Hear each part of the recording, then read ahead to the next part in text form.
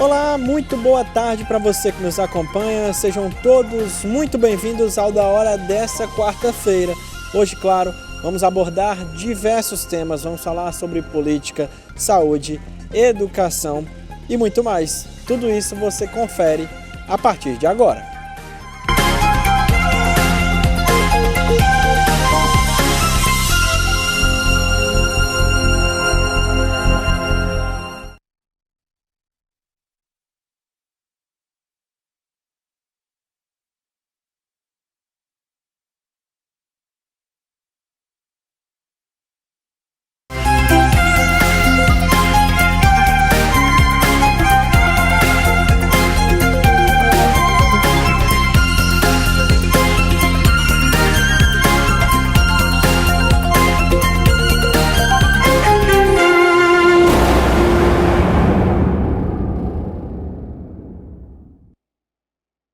Olá, seja novamente muito bem-vindo ao Da Hora dessa quarta-feira. Já estamos aqui com o nosso convidado de sempre, toda quarta, Dr. Djalma está aqui conosco. Muito boa tarde, Dr. Djalma, seja muito bem-vindo ao Da Hora dessa quarta-feira. Olá, Gabriel, olá, Rochelle, olá, telespectador. Uma alegria estar no Da Hora desta quarta-feira. É isso, já estamos com ela, Rochelle Roldão, fazendo parte aqui dessa bancada. É um prazer sempre estar aqui com vocês. Toda quarta-feira, doutor Djalma. Obrigada, doutor Djalma, e seja bem-vindo. Só quando tem algum outro compromisso, que aí ele tem que vir outro dia, mas nunca deixe de estar aqui conosco, fazendo essa participação mais do que especial. Sim. E quais são as datas comemorativas de hoje, Rochelle, por favor? Então, hoje, nesta quarta-feira, dia 24 de maio, comemora-se o Dia Nacional do Milho, Dia do Telegrafista, Dia do Detento, Dia do Datilógrafo, Dia da Infantaria, Dia do Vestibulando e Dia Nacional do Cigano, Dia Nacional do Café. Esta data homenageia uma das mais deliciosas paixões nacionais e Dia Nacional do Calcário Agrícola. E hoje, como Dia Nacional do Café, né, doutor Djalma? Desde cedo que a gente vê as comemorações, uma bebida tão importante, a gente que exporta muito também, né? Principalmente ali por Minas Gerais. São Paulo. Foi um produto que alavancou a economia brasileira na velha república. Sim. E que conduziu todas as ações governamentais para fomentar a maior produção desse alimento e que foi motivo de muita polêmica, inclusive permitindo que o Sul desenvolvesse, o Sudeste se desenvolvesse muito mais do que o Nordeste. Durante muito tempo, essa região ficou sem nenhuma atenção do governo federal.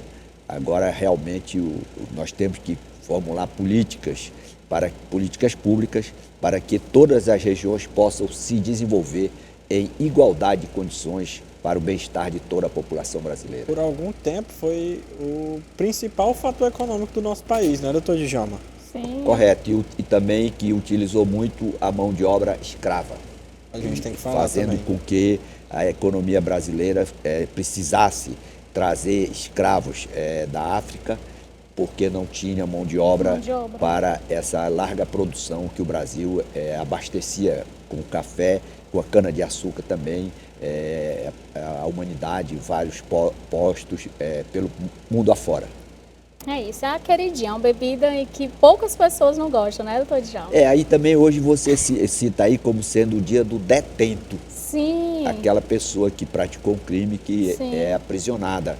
E um grande desafio para a sociedade brasileira é como reduzir o nível de criminalidade. O garoto que tem 2 anos hoje, como é que ele está sendo tratado para evitar que daqui a 16 anos, quando ele tiver 18 anos, ele ameace a população em torno da onde ele reside, indo parar na penitenciária. O Brasil não se preocupa com as crianças, por isso muitas crianças que, quando se tornam adultos, terão a penitenciária como destino. Passa da hora de uma necessidade de uma formulação de política pública com atenção na infância para que haja redução no número de detentos. Educação, né, gente? Acho que tudo é através da educação. E políticas públicas também para ressocialização, né, doutor Djalma? Porque depois que a pessoa se envolve com a criminalidade, Sim. principalmente nesse momento em que as drogas têm um papel muito relevante dentro da sociedade, Depois que a pessoa ingressa nessas organizações criminosas, depois que faz a opção pela delinquência, aí é muito mais difícil, Rochete. Por isso que tem que haver uma necessidade, uma prevenção. Você sabe que em determinados locais há uma incidência muito forte da criminalidade. Então, você tem que entrar com políticas públicas para tentar arrefecer, para dar oportunidades para que aquelas pessoas tenham uma vida com dignidade, que possam sobreviver independentemente da opção pela criminalidade. Como empregos, né, cursos profissionalizantes, dentro mesmo do presídio, que possa haver essa ocupação e tirar o tempo ocioso deles lá, né? Porque aí é que veio o problema da reincidência. O cidadão cumpre lá a pena, daqui a pouco está voltando de novo. Por quê? Porque ele perdeu o time, que é exatamente na infância, na adolescência, quando ele pode ser encaminhado para ser um propagador da paz, ser uma pessoa bem-sucedida, uma pessoa que traga uma grande contribuição para a sociedade na qual ele está inserido. Aí perde essa oportunidade, não há estímulo para que a pessoa possa progredir na linha do bem. Aí você vê a pessoa se transformando num predador da própria sociedade, que faz opção pela violência, ameaçando a vida de todos. É isso. É isso. E para o torcedor do Fortaleza que vai para a Arena Castelão hoje, seria bacana, né? Conferir a previsão do tempo, tanto para hoje quanto para os próximos dias aqui na capital. Olá, pessoal. De acordo com dados parciais da FUNSEMI, choveu em 35 municípios nas últimas 24 horas, com destaque para o município de Reiutaba, com 34 milímetros. Para esta quarta-feira, é esperado céu variando de parcialmente nublado a poucas nuvens, com chuvas isoladas e passageiras de intensidade fraca em todas as macro-regiões do estado.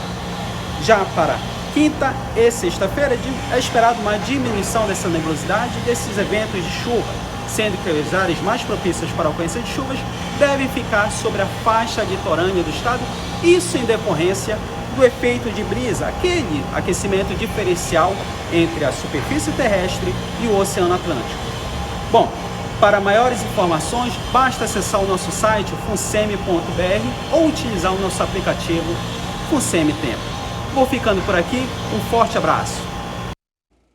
É isso, tá aí para você conferir a previsão do tempo para hoje e para os próximos dias aqui em todo o nosso estado. E agora a gente vai falar de um assunto muito triste, né, Rochelle? Triste, muito, porque um motorista de aplicativo matou as filhas de 4 e 8 anos a facadas e ateou fogo no carro com elas dentro, em Santo Antônio, em Goiás, que é no interior de Goiânia. O homem teria cometido o crime para se vingar da esposa por uma suposta traição, segundo a avó das crianças. O caso ocorreu na última segunda, na rodovia Goiás 462.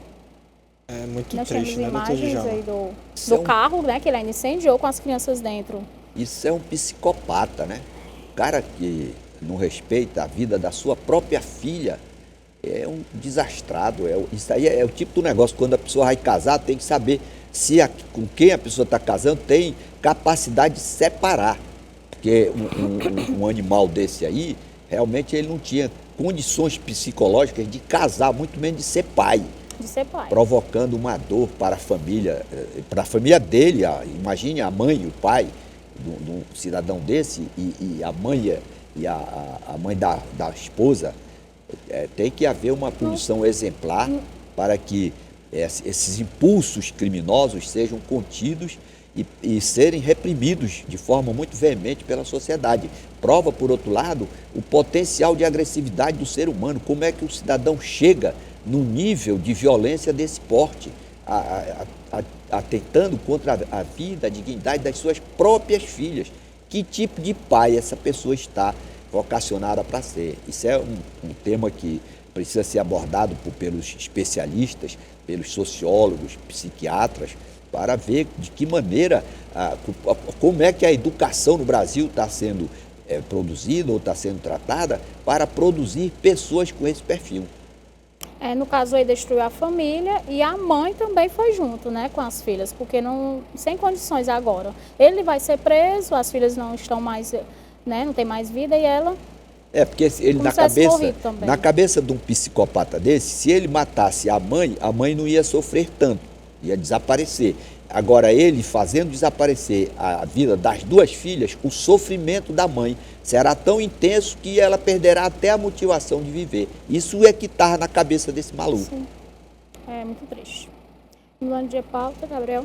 É isso. E no distrito, a Justiça Federal, no Distrito Federal, decidiu na última segunda-feira declarar a nulidade da posse de Jorge Viana como presidente da Agência Nacional Brasileira de Promoção de Exportação e Investimentos, por ele não falar inglês. No processo, a agência afirma que não foi feita nenhuma demonstração efetiva de prejuízo pelo fato de o presidente da entidade não ter domínio do idioma. A Apex Brasil disse que a Advocacia Geral da União vai recorrer da decisão. E aí, doutor Djalma, para ser presidente da Agência Nacional Brasileira de Promoção de Exportação e Investimentos. Qual é o objetivo dessa instituição? É estimular a exportação. Para onde? Para fora do Brasil. Então é evidente que o presidente, as pessoas que trabalham na linha de ponta dessa entidade precisam ter, no mínimo, essa familiaridade com o inglês. Agora, por outro lado, isso demonstra uma falha também na nossa educação. O mundo se comunica através do inglês, já se comunicou através do francês, precisa do espanhol.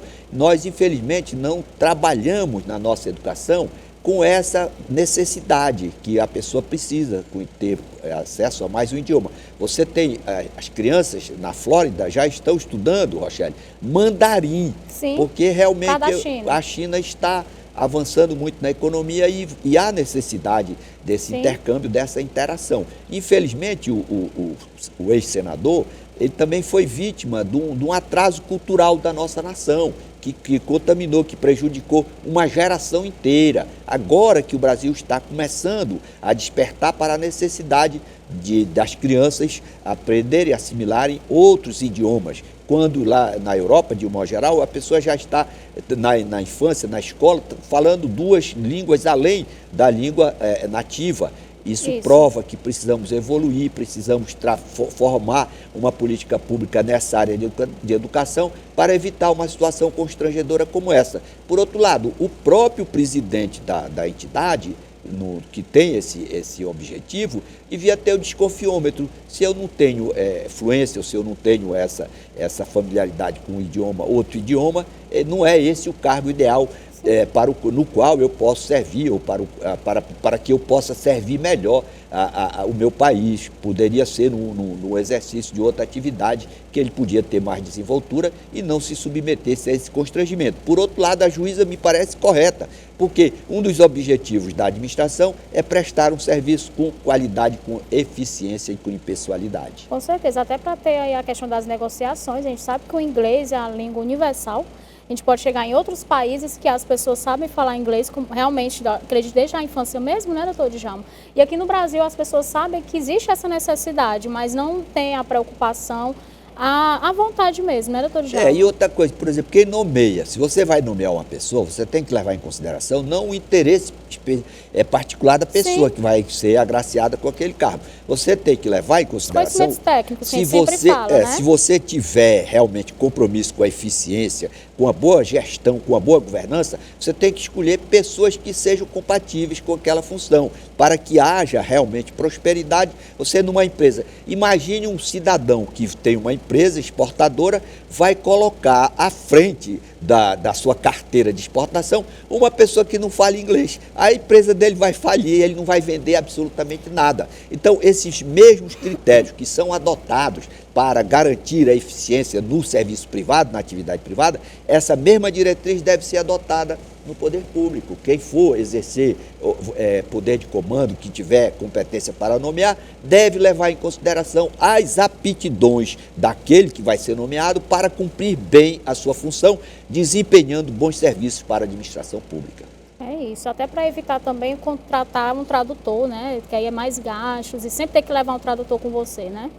Isso é constrangedor. Sim. Você está numa função o cidadão não devia nem aceitar um cargo desse. Por quê? Porque é incompatível com a competência dele, com a aptidão para desempenhar bem aquela função. Aí chega numa situação constrangedora dessa, em que fica muito claro que a eficiência não é um critério ainda sedimentado na mente do administrador público brasileiro, embora a Constituição faça muita ênfase exigindo a aplicação desse princípio.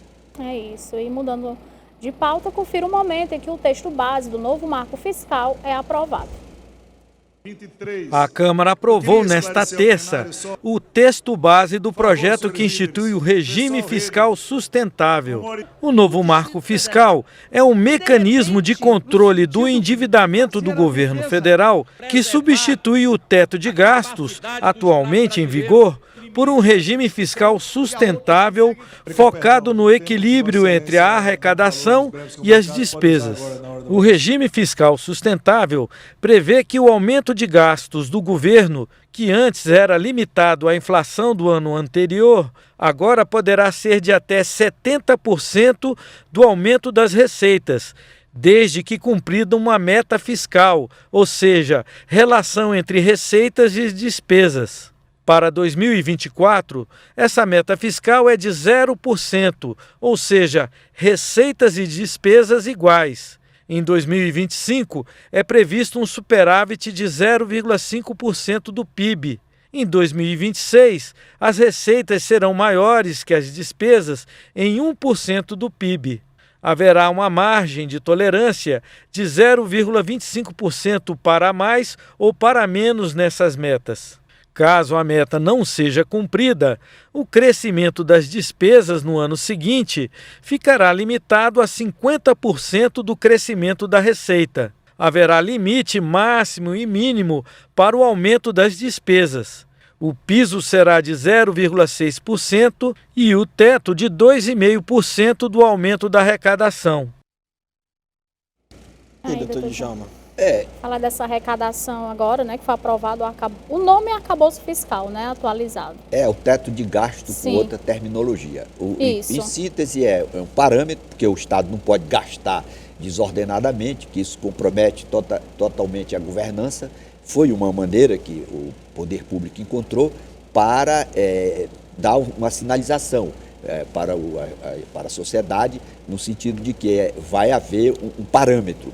Agora, o que é preocupante é se houver aumento da carga tributária. O Brasil já tem uma carga tributária muito elevada e o que se espera é que não haja uma exorbitância em relação à cobrança de tributos. É isso, e um juiz anulou a nomeação da esposa de Helder Barbalho para o TCE do Pará. O Pará, inclusive com uma decisão do TJ, ou pelo menos uma recomendação para que Daniela Barbalho seja retirada do cargo de conselheira do Tribunal de Contas. O que aconteceu efetivamente? Bem, a esposa do governador do Pará, Helder Barbalho, é acusada de nepotismo. A decisão atende a uma ação popular movida por Jordi Figueiredo, do Cidadania, que argumentou que a nomeação viola os princípios administrativos e configura nesse tipo de prática. A decisão liminar também susta os efeitos de todos os atos por ela praticados no âmbito do TCE desde a nomeação, que foi em março. A função que ela foi nomeada para exercer é um cargo público vitalício, o que, segundo o juiz que proferiu a decisão, afrontou até mesmo a mais simples das noções de moralidade administrativa, com indícios fortes de desvio de finalidade. Como conselheira do Tribunal de Contas do Estado, ela seria responsável pela fiscalização do uso do dinheiro público feito pelo seu marido e por outros integrantes do governo. Doutor Djalma, antes de entrar aí nesse tema, o senhor queria fazer mais um comentário Concluir, sobre a questão, né, do teto de gastos. O problema é o seguinte, o aumento do imposto, ele gera, consequentemente, aumento dos preços. O empresário, quando ele tem uma elevação na carga tributária, ele repassa imediatamente para o contribuinte. Então, o que é que o Estado tem que focar? Fazer um bom gerenciamento, uma boa governança, sem onerar ainda mais o contribuinte brasileiro. Muitos dizem, não, mas lá fora, nos países mais evoluídos, a carga tributária também é elevada. Mas lá existe uma contrapartida. Você tem escola pública de qualidade, você tem segurança, você tem um retorno em relação à saúde. Então, o grande desafio para as futuras gerações, que irão governar o Brasil, o Estado e o município, é uma preocupação com a otimização dos recursos, evitar essa necessidade de estar majorando sempre a carga tributária. O primeiro sinal de um mau governo é a elevação excessiva dos tributos para conter uma despesa que é sempre crescente e sem preocupação nenhuma com a sua contenção. E aí a gente pode imaginar em relação ao mais pobre, a pessoa, né, o mais pobre tendo que pagar mais impostos e tentar entender, eu acredito que muitas pessoas querem entender o porquê de tantas regalias para os políticos e tantos outros, né, doutor Djalma, tantos outros cargos que existem aqui no Brasil de forma geral. Isso aí é consequência do chamado do patrimonialismo, da utilização do Estado para favorecimento pessoal. Você, quando vai exercer uma função pública, tem que ter aquela consciência de que não deve onerar o contribuinte. Tudo que você está fazendo, gastando, está saindo do bolso do contribuinte. Nenhum dinheiro do Estado, da União e do município cai do céu. Todo o dinheiro que o Estado tem provém do bolso do contribuinte, que é compelido a pagar os encargos tributários, os encargos fiscais. Aí precisamos ter essa consciência de evitar ao máximo a necessidade de sobrecarregar o contribuinte com mais aumento ou mais criação de tributo. E a questão de diminuir também as regalias dos políticos, né? Isso é uma consciência que a pessoa tem que aprender na escola, que o poder é um instrumento para servir a sociedade, não para servir os interesses de quem está eventualmente ocupando qualquer função. Em relação a esses políticos, se eles tivessem ganhado só o salário mínimo, você acha que teria tanta concorrência, querendo, né, se eleger, querer ser político, já que é para ganhar, né, tão bem, com tantas regalias, mas por quê, né, que não seria só um salário simples? Mas o problema, Rogério, é muito mais grave do que você imagina, porque o problema é falta de educação para a cidadania, compreender que o poder é para servir. Quando você vai ser investido numa determinada função ou determinado cargo, seja ele de confiança, seja concursado, você tem que ter o compromisso de fazer o melhor pela coletividade, que o cargo público existe exatamente para que haja uma prestação de serviço público, objetivando o favorecimento, a realização do bem comum.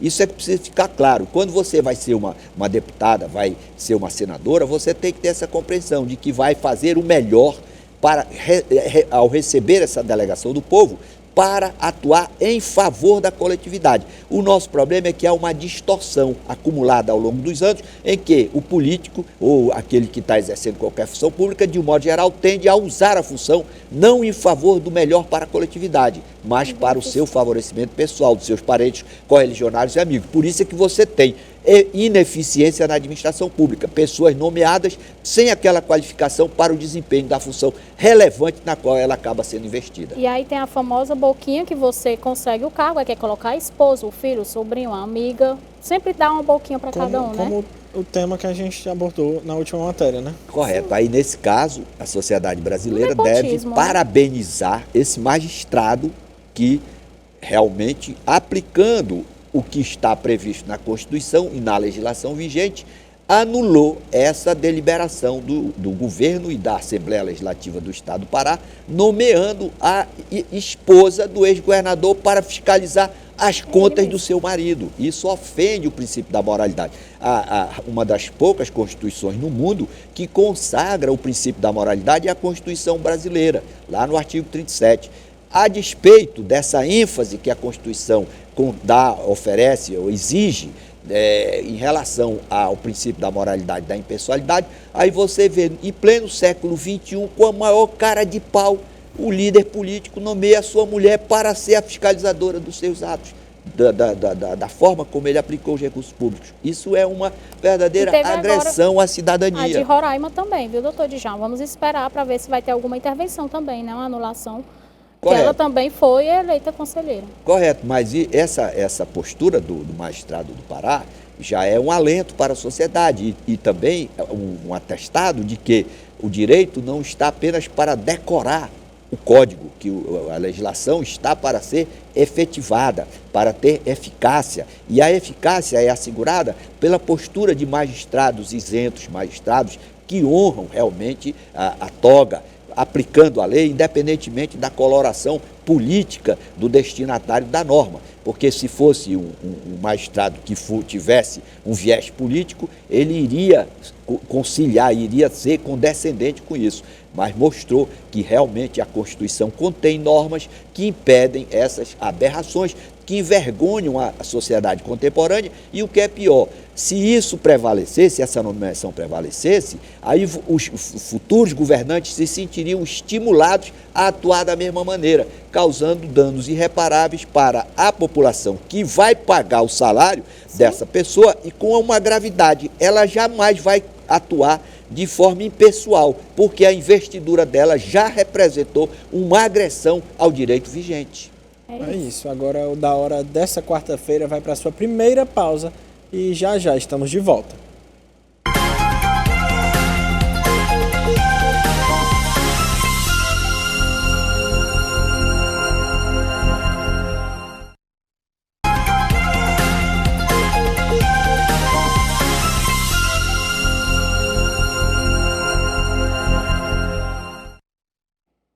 Estamos de volta com o Da Hora dessa quarta-feira. E agora a gente vai abordar o que, Rochelle?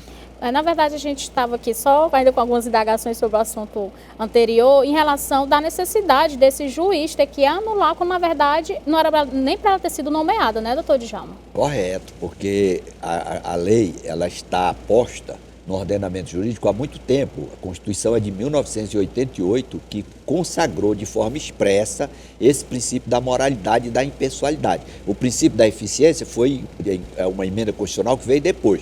Mas todo gestor, todo governante, todo político sabe que a Constituição exige a impessoalidade e a moralidade. Aí você coloca muito bem, por que faz isso? O político, sabendo que existe essa exigência, por que ele faz isso? Porque ele vem de uma cultura patrimonialista, de uma cultura de utilização da administração da máquina pública em favor do seu interesse pessoal. É isso que precisa ser rompido. Porque você pode ter a melhor legislação e a Constituição brasileira vigente é exaltada no mundo todo, no entanto ela é pisoteada. Por quê? Porque precisamos fomentar uma cultura de assimilação dos princípios e das normas básicas para que haja o cumprimento espontâneo de todo o seu conteúdo, sem necessidade de se exigir a intervenção de um magistrado, no caso um magistrado muito ilustre, muito digno, muito competente, que teve a coragem, teve a sensibilidade de aplicar a Constituição, de aplicar a lei, restabelecendo aquilo que a norma exige e injustificadamente acabou sendo violado. É isso. Próximo. E o senador Eduardo Girão destacou que o STF avança na liberação das drogas após a volta da esquerda ao poder. A ministra Rosa Weber pautou o julgamento sobre a descriminalização do porte de drogas para uso pessoal no Brasil. Essa é a prioridade da Corte Suprema nossa. Trata-se de um recurso extraordinário movido pela Defensoria Pública de São Paulo, questionando a inconstitucionalidade do artigo 28 da Lei 11.343 de 2006, a Lei sobre Drogas, de 2006, uma lei que vai completar daqui a 3 anos, 20 anos de existência. Aí o Supremo, coincidentemente, quando o governo Lula do PT assume, resolve tirar da gaveta uma coisa que está parada há tempos. E aí, doutor Djalma, o que é que o senhor pensa aí da fala do senador? Olha, esse tema, drogas, eu acho que tem que ter um componente, tem que ter a participação de um segmento muito importante da sociedade para ser ouvido. O segmento é o segmento formado pelos pais daquelas pessoas que são usuárias de droga, que são dependentes. Quem sofre realmente com isso é o pai e a mãe. Você falar com o pai e a mãe de uma pessoa que tem dependência química, que chega em casa quebrando tudo, vendendo tudo para comprar droga, a vida desse pessoal é um inferno. Então, esse segmento precisa ser ouvido. Chamou o psiquiatra, chamou o sociólogo, chamou as autoridades, os especialistas, tudo bem. Vamos chamar o pai e a mãe do drogado, para ter participação. Por que seu filho chegou nesse ponto? De que maneira você pode sugerir, quais são as sugestões para que haja uma formulação de uma política pública que seja eficiente, que minimize esses danos? Porque é muito simples, não, vamos liberar agora. Você no ambiente que nós temos, é preciso ter muita cautela com a adoção de qualquer medida nesse sentido. Por quê? Porque muitos bairros de Fortaleza e das grandes cidades do Brasil, eles são dominados por facções que têm vinculação com o comércio de drogas. Aí o cidadão não pode sequer atravessar aqui no Ceará e na nossa cidade de Fortaleza. Muitas pessoas não podem atravessar determinada rua no seu bairro porque elas vão ser extintas, elas vão ser agredidas e vão ser mortas porque é terreno dominado por outra facção, onde o Estado já não entra. Então, isso tem que ser levado em consideração. Não é, não, vamos agora liberar. E o pai e a mãe daquele que está sofrendo, que chega para o delegado, pelo amor de Deus, prenda meu filho, porque ele está criando um tumulto muito grande dentro de casa, nós já perdemos a autoridade sobre ele. Isso precisa ser levado em consideração dentro de um contexto em que se vai modificar uma lei que foi votada pelos representantes do povo. O Congresso existe exatamente para ser porta-voz dos anseios da população, votando normas que vão interferir na vida das pessoas. E o Supremo Tribunal Federal, por sua vez, tem que ter essa sensibilidade, até porque quando interfere de forma muito acentuada na legislação, subtraindo a validade ou criando norma, está investindo-se em função típica do legislador. Por isso que muitos parlamentares já estão com a ideia de se ter uma limitação para o mandato de membro do Supremo Tribunal Federal, porque além de aplicar o direito, também a Suprema Corte vem exercendo esse papel de legislador ativo, produzindo leis ou suprimindo a eficácia de normas que foram aprovadas pelos representantes do povo, eleitos exatamente para cumprir esse papel.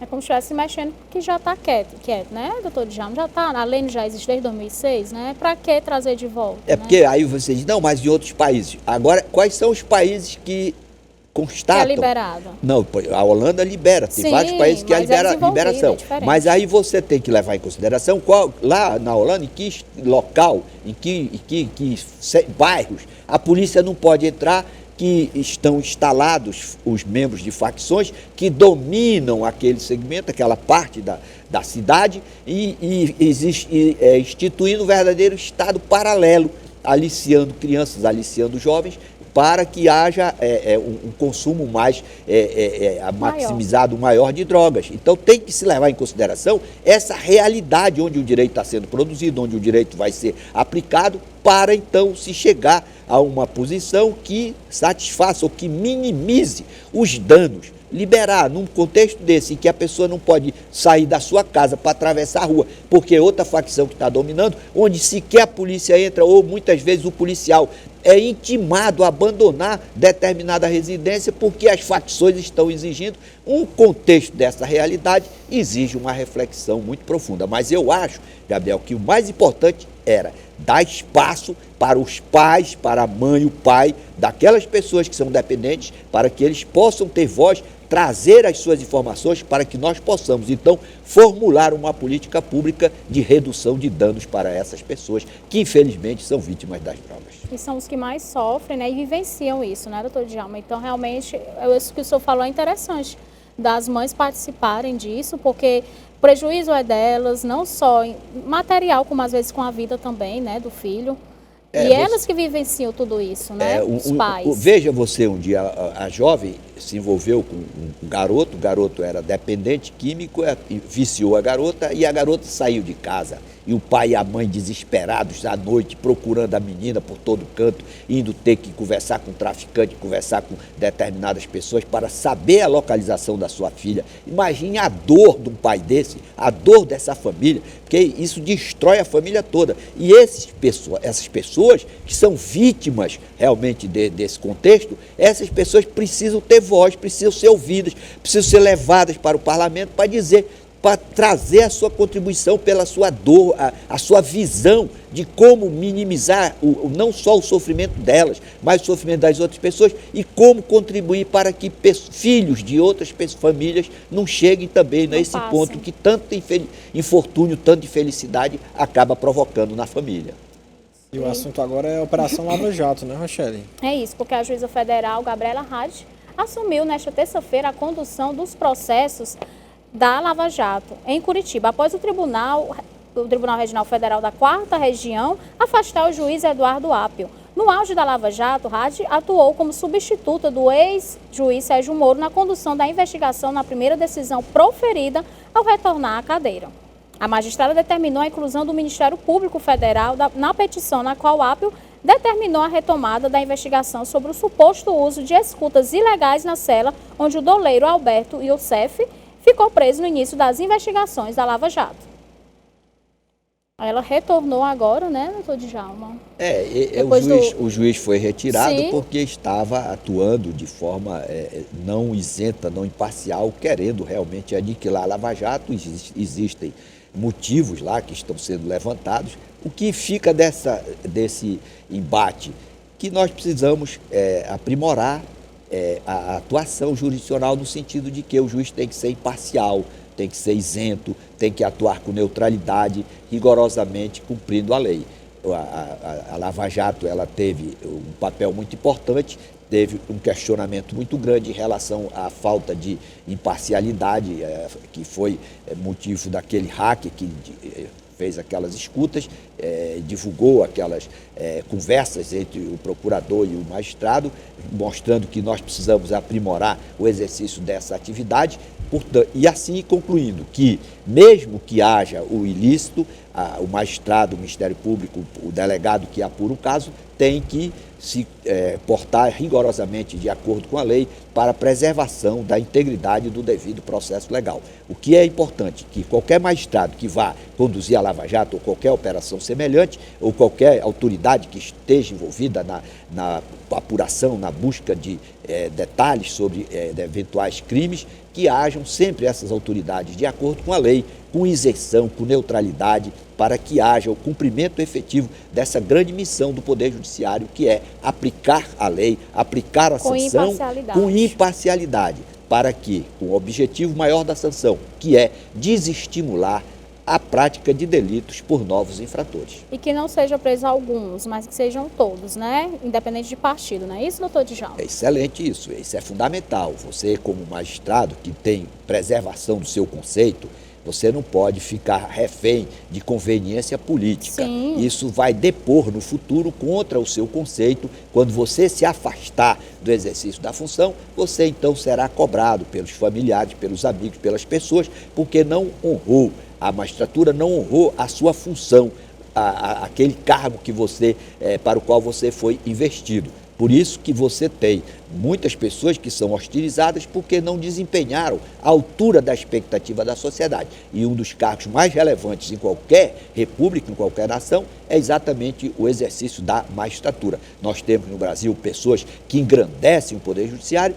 Por outro lado, temos aquelas pessoas que causam determinadas perplexidades na comunidade, exigindo, portanto, uma grande reflexão sobre o aprimoramento da qualificação da pessoa para o exercício da função, que deve se dar já a partir da universidade, com a compreensão de que o poder deve ser exercido com imparcialidade, com neutralidade, sempre com observância rigorosa da legalidade do que está previsto na norma, que disciplina a competência de qualquer atividade no exercício de função pública, para satisfação do interesse coletivo, jamais utilizando o poder para satisfação de interesse pessoal, de correligionário ou de partido político. Partido político. E trazendo aí em relação às mães, a gente também estava comentando ontem aqui no Da Hora, nas escolhas dos ministros, por que a sociedade não pode participar nessa escolha, hein, doutor Djalma? O que é que a Constituição fala em relação? Por que é entre eles ali as indicações?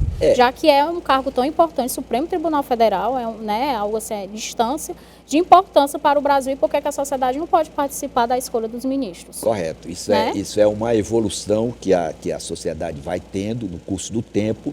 Pela primeira vez na nossa história, houve uma exposição muito intensa, um ativismo realmente marcante do Supremo Tribunal Federal, provocando determinadas reflexões. Aí você vem com essa ponderação. Sim, por conta do advogado, Zanin.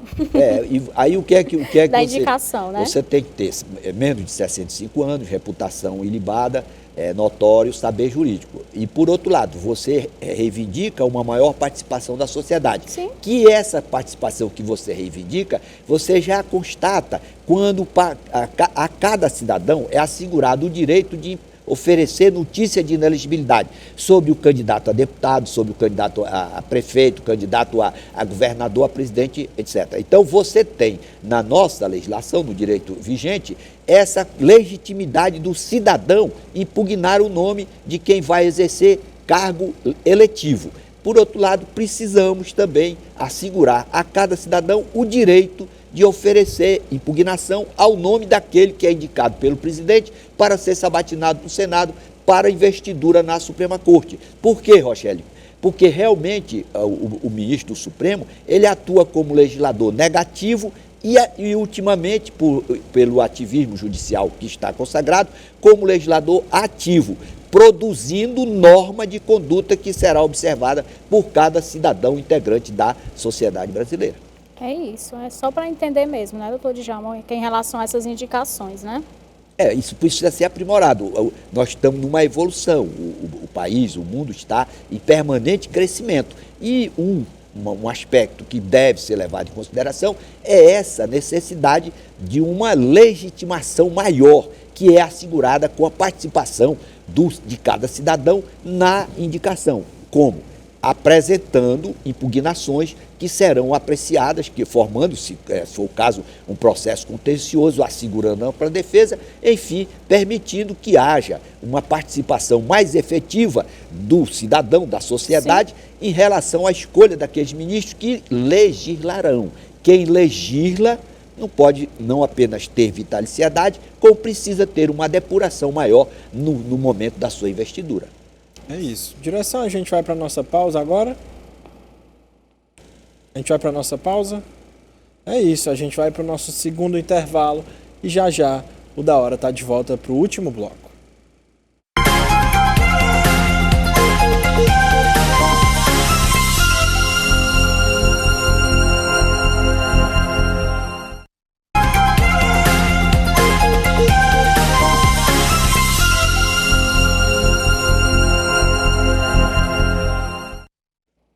Estamos de volta com o Da Hora dessa quarta-feira. Vamos agora para o último bloco. A gente continua falando de política porque a Assembleia Legislativa de São Paulo aprovou na última terça-feira o projeto de lei que estabelece um reajuste médio de 20,2% no salário das forças policiais. Entre os 94 deputados, 84 votos foram favoráveis e nenhum contrário. Com isso, os servidores passarão a receber os novos vencimentos já a partir de julho desse ano e o impacto orçamentário será de 2,5 bilhões de reais. Importante, né, doutor Djalma, essa valorização e que os outros estados tenham isso como um exemplo para fazer, porque a gente sabe que um dos motivos das forças de segurança não atuarem da melhor forma possível é por conta da remuneração injusta, na minha visão. Né? A atividade policial é uma atividade essencial. É muito insalubre, né? Grandes missões, a grande atribuição do Estado é garantir a segurança. E realmente essa atividade é estressante, desgastante, e aquelas pessoas perigosa, que são vocacionadas, elas têm uma contribuição muito relevante para a sociedade. Merecem, por isso, uma remuneração nessa perspectiva, nessa altura do que o Estado de São Paulo está dando esse exemplo. Aí, o que é que se espera? Que haja uma motivação no combate à criminalidade lá naquele Estado, como nos outros estados, com a remuneração também nos outros estados à altura da relevância desse serviço, e que aqueles policiais que realmente não se enquadram, não são vocacionados, que atrapalham.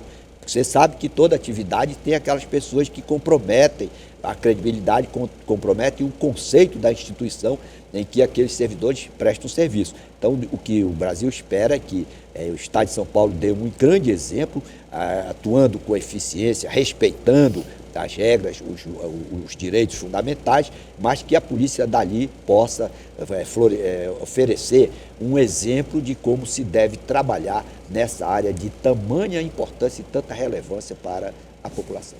A gente comentou aqui no Da Hora semana passada com um especialista em segurança pública e ele falou, dos pontos negativos, sim, a remuneração, mas também a questão do psicológico do policial, né, doutor Djalma? Porque como eles têm aí uma carga horária extensa, Aí tem a relação do risco que eles correm, né? Eles vivem com apreensão mesmo, né? Correndo risco. E aí o psicológico deles fica bem abalado quando vê um homicídio. E querendo ou não, o psicológico também fica abalado quando você não é remunerado da forma adequada. Sim, aí você imagina não ser remunerado. Porque um policial não é um super-herói. Ele tem que pagar contas assim como todos nós. O filho dele estuda, ele tem que botar comida em casa, enfim. E aí você corre o risco ainda não sendo bem remunerado, né, Gabriel? E aí a gente bateu muito nessa tecla em relação ao psicológico também. As promoções, ser promovido, eu acredito também, que passam anos, né, para poder conseguir a primeira promoção, né, doutor Djalma? Então essa parte psicológica é muito importante, que tenha mais psicólogos profissionais, exatamente, né, da saúde mental. Da saúde mental dos policiais. Duas profissões são de extrema relevância na sociedade. Primeiro, o professor, a profissão de professor. Sim. E a profissão também de policial. São duas profissões muito relevantes que precisam de uma atenção muito grande, no Brasil principalmente. E você, lá na base, você evita que a pessoa vá fazer opção pela criminalidade. E se não trabalhou aí, você vai precisar cada vez mais de mais policiais. Então, para você remunerar bem, você tem que ter uma boa governança, uma boa gestão, evitando desperdício, aprimorando a aplicação do dinheiro público, otimizando de tal forma que possa realmente remunerar à altura da expectativa, da necessidade de salários dignos, principalmente dessas duas categorias, onde você não tem uma segurança altamente qualificada e eficiente, aí você tem uma intranquilidade grande na população.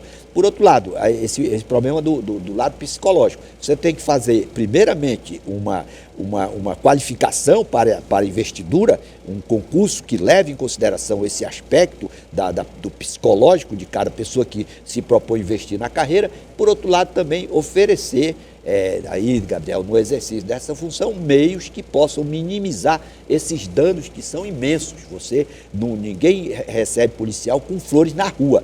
Geralmente o policial é chamado no momento de estresse para conter violência ou para reprimir agressões ou reprimir ilicitudes. Pode falar, Rochelle. Não, e aí em relação em São Paulo ter dado esse aumento, que sirva de exemplo para os outros estados, né, doutor Djalma? Que aí possa separar. Apesar de que nós sabemos que São Paulo é diferente dos outros estados em relação... Tem que ter um equilíbrio nas contas, porque São Paulo... É diferente em relação à economia mesmo, né? Onde gira tudo, né? São Paulo é diferente, mas São Paulo teve uma opção para escolher entre Orestes Quércia e Antônio Hermílio de Moraes. Escolheu Orestes Quércia. Por isso ficou com déficit, ficou realmente uma situação que propagou aquela ideia do Adhemar de Barros, de rouba, mas faz. Agora, São Paulo está numa governança que tem realmente critério, objetivo, preocupação, né, com esse equilíbrio fiscal e qualquer estado, se ele for bem gerido, bem gerenciado, otimizando a boa aplicação do recurso público, escolhendo secretários com base na eficiência, na retidão, na seriedade, aí ele vai ter um fluxo de caixa que vai propiciar oportunidade para prestigiar aquelas categorias que realmente prestam serviços de alta relevância para a sociedade. Diminuindo impostos, né, o doutor Djalma, a arrecadação também, muito importante, ele tem trabalhado nisso também, né, a gestão dele. Correto, quando você gerencia, priorizando o interesse da coletividade, com critérios objetivos, critérios clássicos de buscar eficiência na escolha de quem vai compor o secretariado, aí necessariamente você vai ter como consequência a eficiência, você vai ter redução de gastos, você não vai precisar penalizar o cidadão com carga tributária excessiva e o resultado realmente vai aparecer no curtíssimo prazo. É isso. Nós vamos chamar agora, né, as notícias do mundo através da Euronews.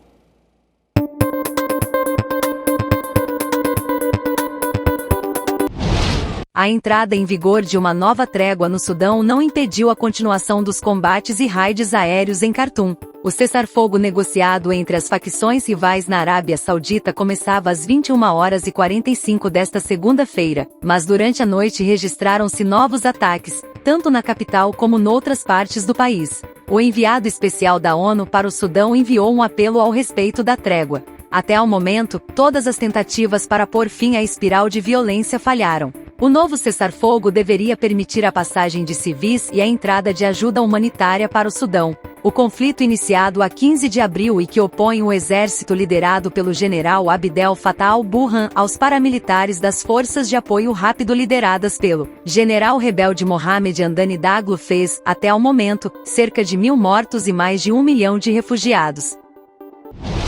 A polícia portuguesa retomou nesta terça-feira as buscas por Madeleine McCann, a criança britânica que desapareceu na Praia da Luz, no Algarve, em 2007. Nesta manhã, a polícia começou a montar tendas e cordões de isolamento numa área junto à barragem do Arade, a cerca de 50 quilômetros do local onde a criança de 3 anos foi vista com vida pela última vez. Num comunicado divulgado na segunda-feira, a Polícia Judiciária confirmou a notícia divulgada pela SIC de que iria efetuar as buscas a pedido das autoridades alemãs e na presença de funcionários britânicos. Promete informações sobre o resultado destas diligências nos próximos dias.